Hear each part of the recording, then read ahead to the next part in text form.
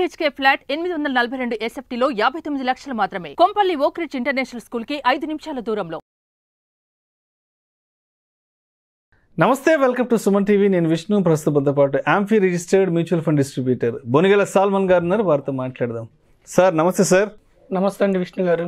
Sir salmon గారు, ఇప్పుడు mutual funds గురించి చెప్పేటప్పుడు మ్యూచువల్ ఫండ్స్ అహి అంటే మ్యూచువల్ ఫండ్స్ నిజమే, మరి నిజమే కదా? మ్యూచువల్ ఫండ్స్లో ఎక్కువ ట్రాన్స్పరెన్సీ ఉంటుంది. Mutual fund is the most powerful investment weapon అని చెప్తుంటారు కాబట్టి అందరూ, మరి ఈ మ్యూచువల్ ఫండ్ అనేది ఎప్పుడు జీరో అవుతుంది? ఎటువంటి సిచ్యువేషన్స్లో మ్యూచువల్ ఫండ్ జీరో అవుతుందంటారు? అసలు మంచి క్వశ్చన్ అడిగారు విష్ణు గారు. ఈక్విటీ మ్యూచువల్ ఫండ్స్ అంటే ఒక కంపెనీ స్టాక్లో పెట్టకుండా ఈక్విటీ డైవర్సిఫైడ్ మ్యూచువల్ ఫండ్స్ అంటే వివిధ రంగాల్లోని స్టాక్స్ యొక్క సమ్మేళనంలో పెట్టడాన్ని ఈక్విటీ డైవర్సిఫైడ్ మ్యూచువల్ ఫండ్ అంటారు. డైరెక్ట్ స్టాక్ కొనుక్కుంటే ఒకవేళ బై మిస్టేక్లో ఆ స్టాక్ ఏమన్నా దెబ్బతిని జీరో అయిన స్టాక్స్ మనకి చరిత్రలో ఉన్నాయి. ఎన్నో స్టాక్స్ కాలగర్భంలో కలిసిపోయినాయి. అప్పుడు ఇన్వెస్టర్ డబ్బు జీరో అయిపోతుంది. మనం ప్రధానంగా ఇక్కడ మనం ఇన్వెస్టర్స్కి ఈక్విటీ మ్యూచువల్ ఫండ్స్ ఎందుకు మనం ప్రమోట్ చేస్తున్నామంటే, డైవర్సిఫైడ్ ఈక్విటీ మ్యూచువల్ ఫండ్లో డబ్బు జీరో అవ్వదు. ఎందుకు? 30 నుంచి 50 కంపెనీల యొక్క స్టాక్స్ సమ్మేళనం. అది కూడా ఒక రంగం కాకుండా డైవర్సిఫైడ్ అంటే వివిధ రంగాల ఈక్విటీ మ్యూచువల్ ఫండ్స్ వివిధ రంగాల స్టాక్స్ కొంటారు కాబట్టి జీరో కాదు. ఓకేనా విష్ణు గారు? అయితే సెక్టార్ ఫండ్స్ తీసుకుంటే, ఒకే సెక్టార్ ఫండ్ తీసుకుంటే హై రిస్క్ ఉంటుంది. ఒక్కొక్కసారి రిటర్న్స్ రావచ్చు రాకపోవచ్చు, కానీ హై రిస్క్ ఉంటుంది. ఇప్పుడు సపోజ్ ఫార్మా ఫండే తీసుకున్నాం, హై రిస్క్ ఉంటుంది. అంటే ఇప్పుడు ఇన్ఫ్రాస్ట్రక్చర్ ఫండ్ ఉందండి, ఈ 3 ఏళ్ల క్రితం వరకు ఒక 10 years రిటర్న్స్ రాల. 10 years పాటు జీరో రిటర్న్స్. పెట్టిన ఇన్వెస్ట్మెంట్ అలాగే ఉంది. సో సెక్టార్ ఫండ్స్ గురించిలో 10 రూపాయలు యూనిట్ విలువ ఉన్నది 2 రూపాయలు 5 రూపాయలు కూడా అవ్వచ్చు. జీరో అయితే కావు, కానీ హై రిస్క్ ఉంటుంది.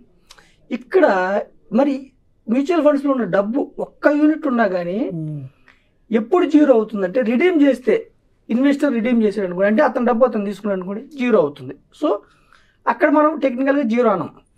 కానీ ఫండ్లో SWP పెట్టాడు అనుకోండి, ఇన్వెస్టర్ SWP పెట్టాడు, సిస్టమాటిక్ విత్డ్రాయల్ ప్లాన్. ఇప్పుడు SWP అంటే ఏంటి? మన డబ్బులో నుంచి మనమే నెల నెల తీసుకోవడం SWP, సిస్టమాటిక్ విత్డ్రాయల్. SIPకి ఆపోజిట్. సిస్టమాటిక్ ఇన్వెస్ట్మెంట్ అంటే క్రమానుగుణంగా మదుపు చేయటం సిస్టమాటిక్ ఇన్వెస్ట్మెంట్.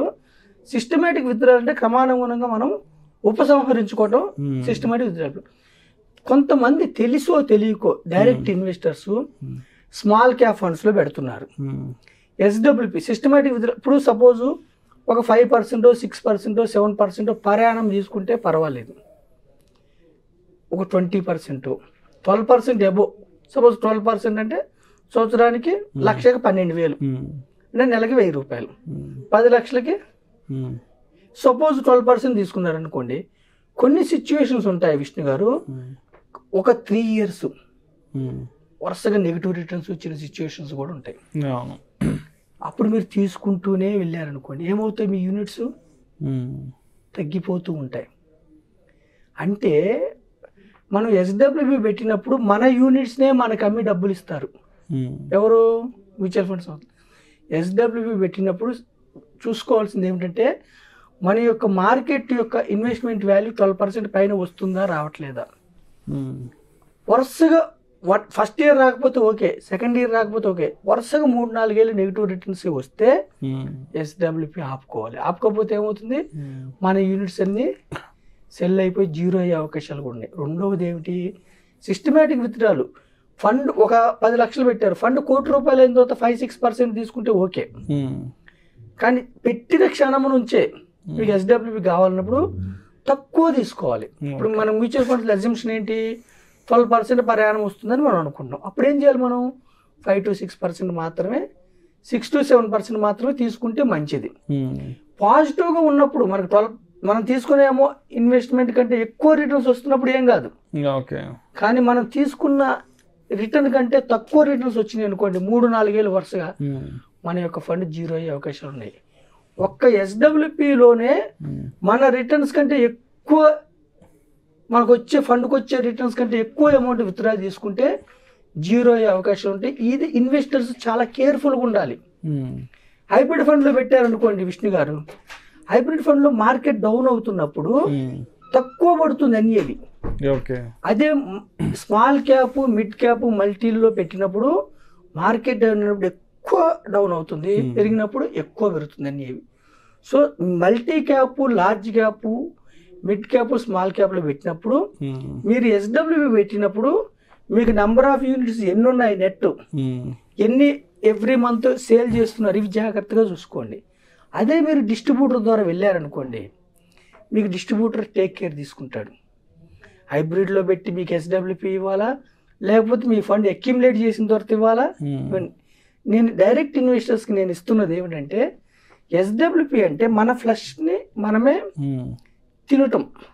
అంటే శరీరానికి సరైన ఆహారం అందలేదు అనుకోండి, మన యొక్క కండలో నుంచి అవి జీర్ణించుకుంటాయి అనమాట.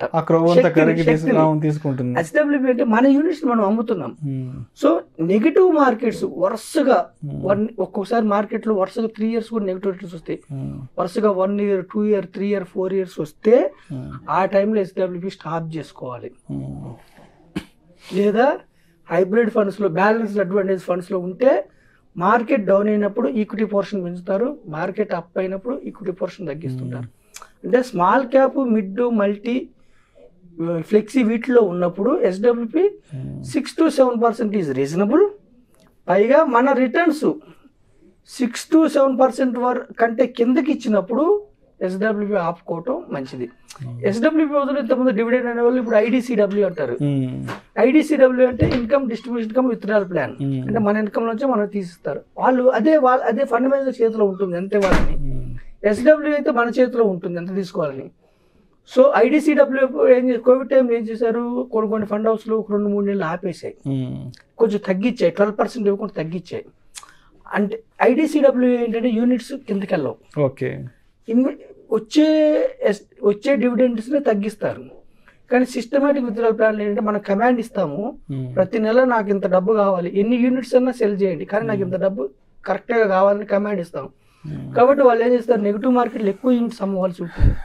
సో ప్రజలకు నేను ఇచ్చే ఎడ్యుకేషన్ ఏమిటంటే, ఎస్డబ్ల్యూపి పెట్టుకున్నప్పుడు తక్కువ పర్సంటేజ్, అంటే బ్యాంక్ అంటే కొంచెం ఎక్కువ తీసుకోండి. బ్యాంక్లో 6 వస్తుంది అనుకోండి, 7 to 8 తీసుకోండి, తక్కువ పర్సంటేజ్ రిటర్న్ తీసుకోండి. రెండవది ఏంటంటే, మీ రిటర్న్స్ వరుసగా 3 ఏళ్ల పాటు మీరు తీసుకున్న దానికంటే తక్కువ వచ్చినప్పుడు ఎస్డబ్ల్యూపి స్టాప్ చేసుకోవటం మంచిది, లేదా ఒక డిస్ట్రిబ్యూటర్ ద్వారా వెళ్ళటం మంచిది. సో ఎస్డబ్ల్యూపి అంటే మన యూనిట్స్ మనమే, అంతిమంగా మన యూనిట్స్ మనమే అమ్ముకుంటూ మన డబ్బును తీసుకుంటున్నాం. కాబట్టి ఇక్కడ మీరు కొంచెం జాగ్రత్తగా ఉండి ఎస్డబ్ల్యూపికి వెళ్ళేటప్పుడు మీరు ఒక ఫినాన్షియల్ అడ్వైజర్ కానీ ఒక డిస్ట్రిబ్యూటర్ ద్వారా వెళ్తే మీకు మేలు జరిగే అవకాశం ఉంటుంది. Thank you sir, thank you so much Salman garu. Thank you అండి విష్ణు గారు, థ్యాంక్ యూ సుమన్ టీవీ.